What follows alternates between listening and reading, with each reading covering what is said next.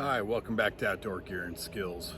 So we just got home from Kona a couple hours ago, and it is extremely hot here. It's been as high as 105 degrees here in Southern Oregon, and it's supposed to keep climbing today and get pretty hot. But had a great time in Kona. Had a couple challenges when it came to packing my gear and clothes and things like that. I took a small pair of binoculars. That was really awesome for kind of looking around the island, looking at the manta rays and that kind of thing. So that was cool. And so on Friday night, I spent several hours packing, repacking. I was packing in this suitcase. I ended up taking this one. I was using different backpacks. And I mentioned before, I tend to overpack. So I wanted to kind of pare things down and really just get what I thought I would need and not have a bunch of excess crap.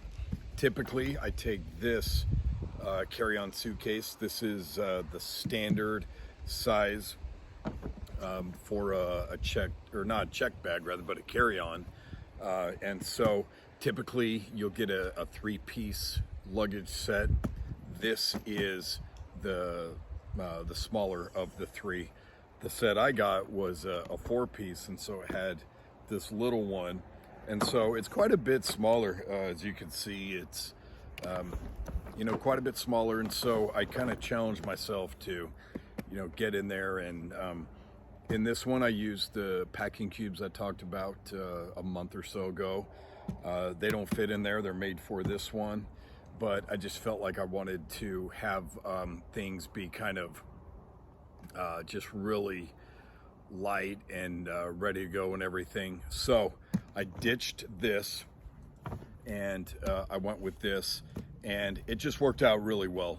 I rolled things up kind of tight, but I wore a pair of tennis shoes, and I took a pair of closed-toe water sandals, and we ended up wearing those as we went on the trolley and down on the beach and everything. And then I took a pair of flip-flops, which I usually hate wearing those. I don't ever really wear those unless I'm at like the pool, maybe the ocean kind of thing, but I really typically don't like those. I think they're tactically unsound.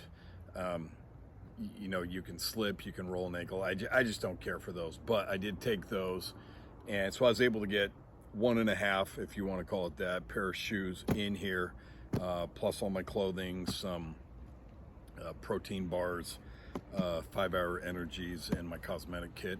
So this worked out fantastically. So I really nailed that with this.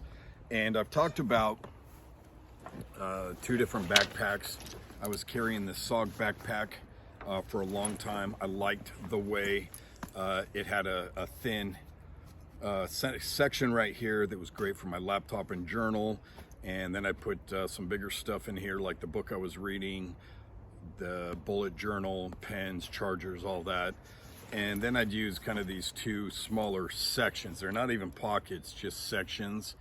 And the first 2 work really well. These ones are pretty good, but no external pockets or anything like that. Great backpack. It did serve me kind of well, but then I kind of switched over to this blue one a little bit. It did have 2 bigger sections right here that I was putting that same kind of stuff in: journal, maybe an iPad, the book I was reading, bullet journal, all that. But then it had 2 pockets, so I was putting things like my headphones, earbuds, stuff that I needed right in here, One Wipe Charlie's, that kind of thing. And then I was putting food and that kind of stuff in there. So I wanted to try something a little different. So I showed you yesterday on a video that I took my Outdoor Products Wayfarer backpack. This thing was awesome. So between the small suitcase where I was packed really well, I still had some room to bring back some souvenirs and stuff like that. So I wasn't overly packed in there. But in here, I had that stuff like it's one primary section in here that has my chargers, my sunglasses, my bullet journal, the book I'm reading, my Surface Go, and my journal. and the bottle of peanut M&Ms that I finished off. All of that fit really well in there. And then my other kind of main section, I had my deodorant, because I always carry that now in case I'm getting hot in the airport, protein bars, pens. So that worked out well. And then I had right in here my microphone and my first aid kit. And then I told you in this pocket I had a bunch of stuff like eye drops and a flashlight battery, lotion, sunscreen, a bunch of stuff like that. What really did it for me was this bottom section right here, being able to stuff this with clothing.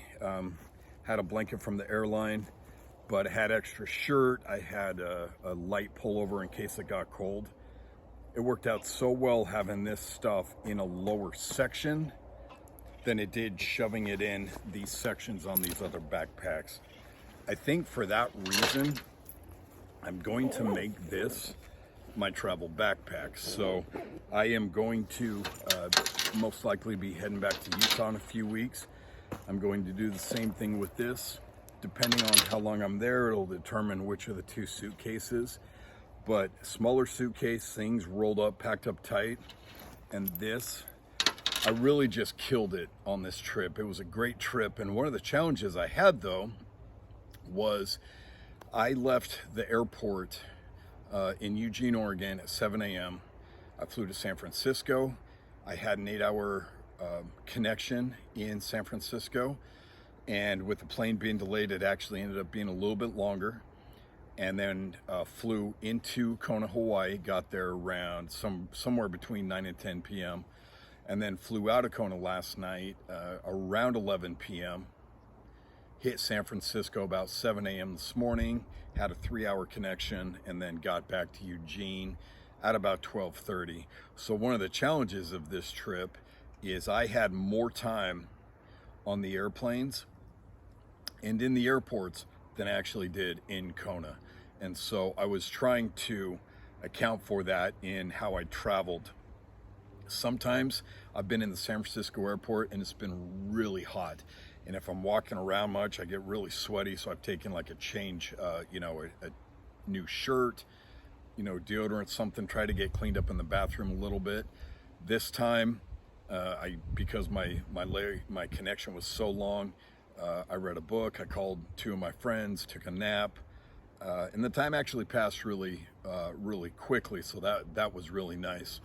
But it was easy to take these 2, and I feel like I used all but one shirt, everything that I need. I kind of set up, multi-purpose some of my clothing, but everything worked out really well. And the luggage and backpack choice worked out really well. So I feel like I really killed this. A lot of times I'll go, man, I didn't use half this crap.